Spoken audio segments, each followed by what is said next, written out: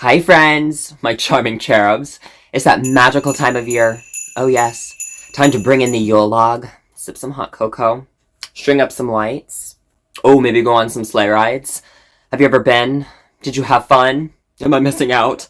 A time of year with stressful holiday traffic. Gift shopping, going store to store, worn out, just trying to find the last holiday Barbie for little Susie. Oh, that's right. It's Christmas! Hey! Thank you. That was just for you. Now, every family has their own Christmas traditions and their own way of keeping the holiday season alive and well, unlike Scrooge. Now, one of these common traditions includes, you guessed it, Christmas trees. Now, my family and I put up one of these curious cone-shaped trees every single year without fail. So, that naturally got the old rusty gears turning, making me wonder, where did Christmas trees come from?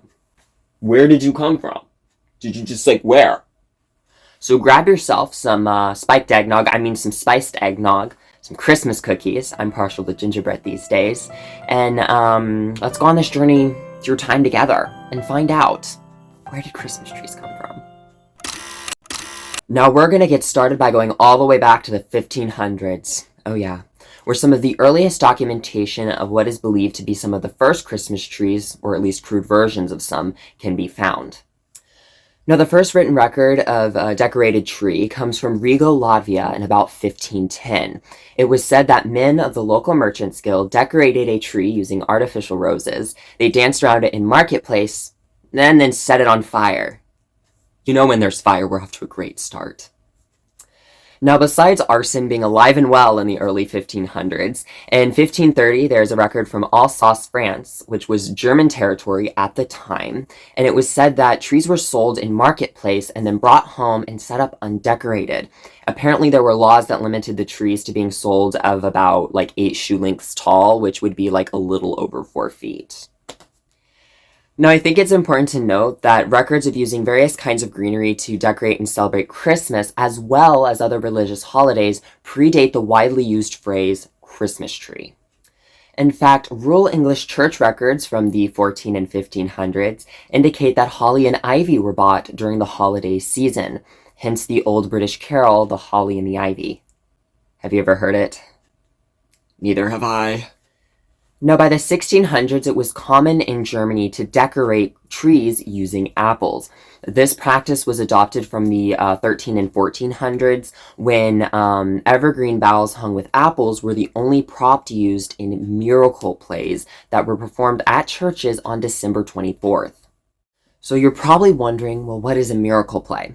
Well, miracle plays were usually a representation of Bible stories during the Middle Ages, and they were used as a way of teaching the Bible to a largely illiterate population at the time. Now, this one was really interesting because I looked it up and they said that there were also morality plays, mystery plays, and saints plays, and basically what they all shared in common was that they were usually biblically centered. By the 1700s, edible ornaments became popular on Christmas trees, and these were often referred to as sugar trees. Now, the first accounts of using lighted candles as decorations on Christmas trees comes from France in the 1700s. However, it is a widely held belief by some that Martin Luther, the Protestant reformer of the 1500s, first added lighted candles to the Christmas tree. Walking towards his home one winter evening while composing a sermon, Martin Luther, he was awed by the brilliance of the stars twinkling amidst the evergreens. Now, to recapture this scene for his family, he brought one home and set it up in their main room, and then wired its branches with lighted candles. Now, this story cannot be confirmed, nor can it be denied. But even if it's not true, it's kind of a sweet story. Now, the 1800s is when things pick up the pace and start to get interesting, because this is when the Christmas tree started to become more widely practiced and more mainstream. Now, the 1800s is when it was said that the Christmas tree was first introduced here in the United States. Some say it was by German settlers somewhere along the East Coast, but other compelling evidence leads some to believe that it was as simple as the Queen herself. Oh, yes. In 1848, Queen Victoria and her German husband, Prince Albert, were sketched in the London Illustrated News with their children standing around a Christmas tree. Now, Queen Victoria was extremely popular with the people, and whatever was done in court immediately became fashionable. If she wore her hair like that, everyone else was going to wear their hair like that. If she wore that dress, everybody wanted to wear that dress. And if she had a Christmas tree, by golly, by gum, everyone was going to have a Christmas tree.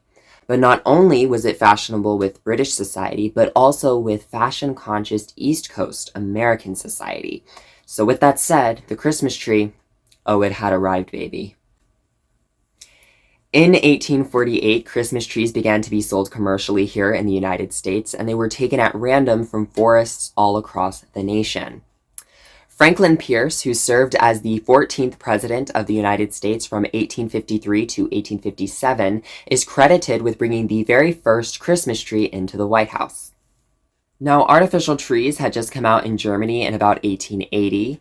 Christmas trees had become so popular that the number of Germany's trees noticeably declined.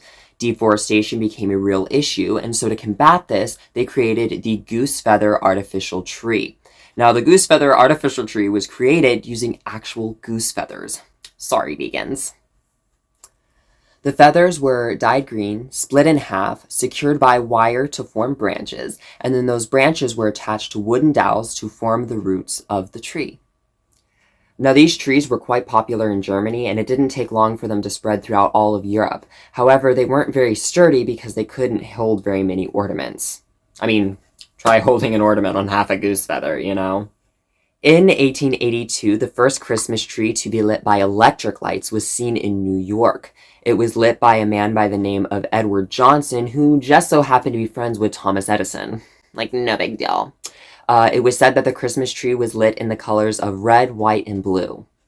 Very patriotic. In 1883, Sears and Roebuck and Company began offering their first artificial Christmas trees, retailing for around 50 cents for 33 limbs, which according to the inflation calculator today is about $14, or you could get 55 limbs for $1, which according to the inflation calculator today is around $30. Whoa, inflation. Now, by the 1890s, the first glass ornaments were introduced here in the United States from Germany, and Christmas tree popularity was still on the rise all across the US. It was often mentioned that Europeans used small Christmas trees that were about 4 feet tall, as where Americans used Christmas trees that reached from floor to ceiling. The go big or go home kind of mentality, you know what I'm saying? Also, in the 1890s is when the first strings of Christmas lights became available for sale. Now, the Christmas lights were too expensive for most people to afford, but department stores started using Christmas lights to help liven up their holiday displays and help attract customers. Now, like I mentioned earlier, the first string lights were too expensive for most people. They retailed for about $12 for 24 bulbs, which according to the inflation calculator today would be about $80. But somebody had the brilliant idea to put them out for rent. By doing this, it lowered the price, making it much cheaper for anybody to liven up their holiday displays, whether that be at home or in your business.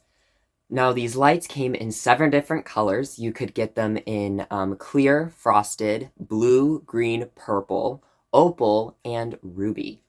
Yeah. A lot of colors. The first White House Christmas tree to have electric lights was seen in 1895 by President Grover. Not this Grover, this one. Yeah, that Grover.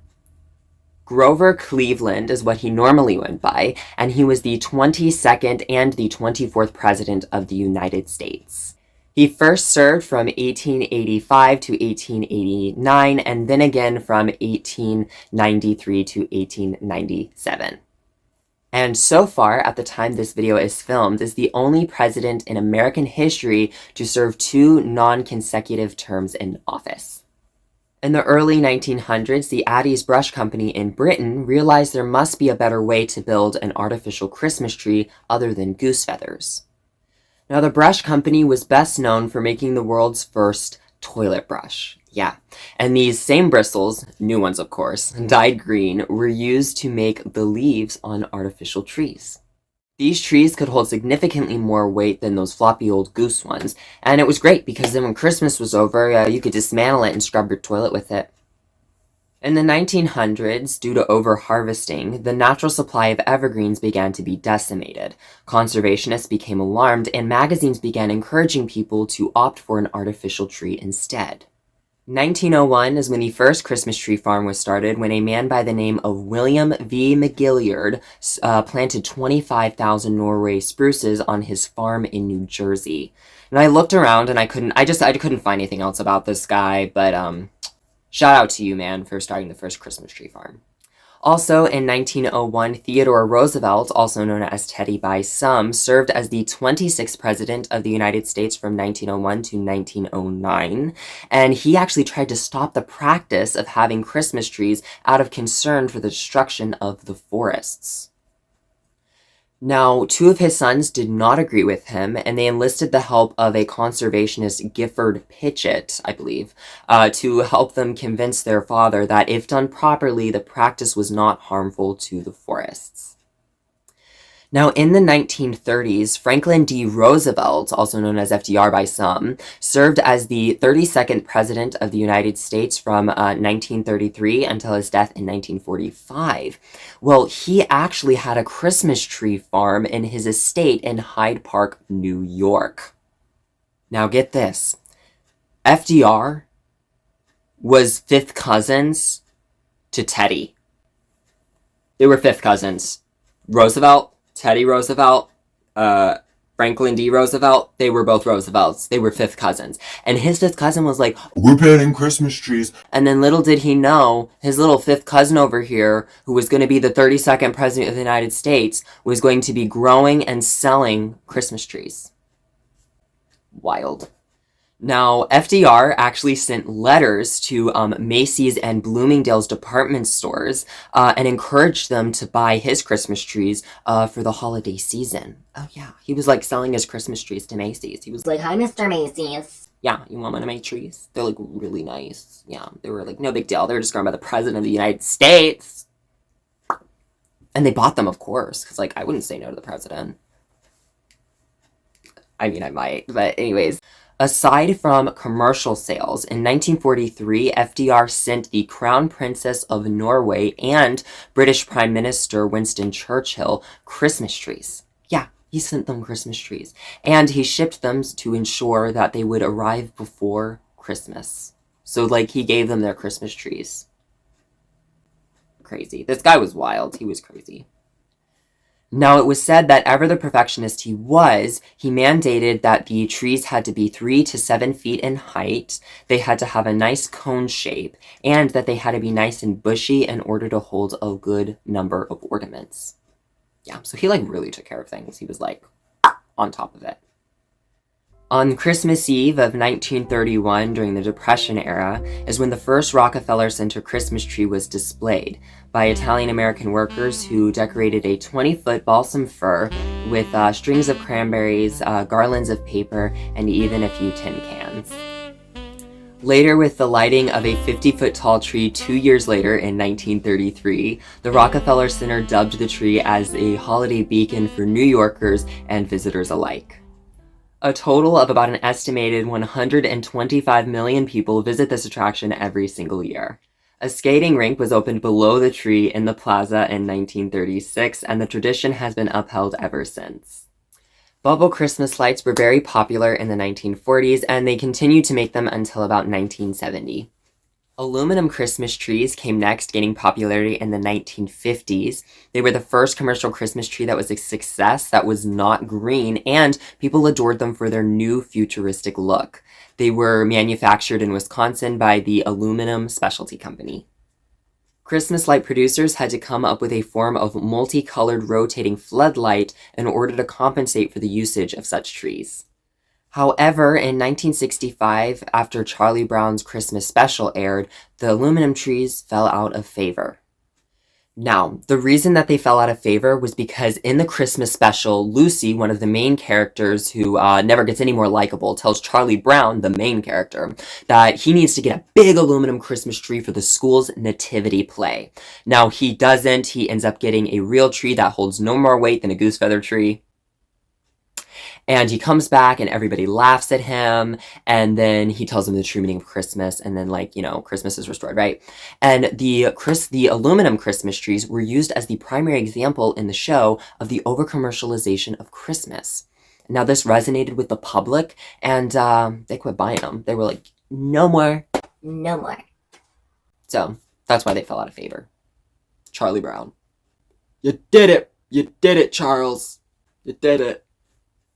1966 is when the National Christmas Tree Association began its long-time honored tradition of having the grand champion grower present the Christmas tree to the First Lady for display in the Blue Room of the White House. I forgot the White House had just like a blue room. I was like, oh, yeah, it does just have a blue room, doesn't it? Or carpet. I think it's carpet. I can't remember. I'd have to look at pictures of it, but like, yeah, there's a blue room. In the 1980s, plastic trees made from PVC plastic became popular, but unlike shoulder pads in the 80s, have maintained ever since.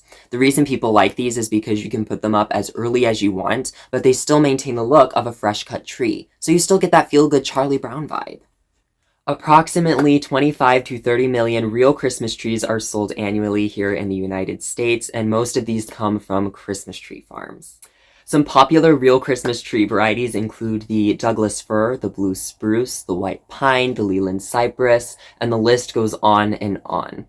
Now there is still so much that we could cover on Christmas trees, but I will detain you no longer. Whether you have a real Christmas tree in your home, an artificial one, or maybe none at all, I hope this gave you a little insight as to how the tradition of having one of these fabulous fir trees in your house started. Thank you all so much for tuning in with me in today's video. I hope you enjoyed yourself. I really do appreciate you. If you liked this video, please let me know by giving it a big thumbs up. Feel free to hit that big red subscribe button if you want to stick around. And because I'm pretty unpredictable, you can click that bell icon to get notified so you'll never miss an upload. And feel free to drop your comments down below. I would love to hear from you guys, and I would love to hear your thoughts. I hope you all have a very Merry Christmas. I hope you have a blessed New Year's and a wonderful, wonderful rest of your day. And I will see you all later. Bye-bye.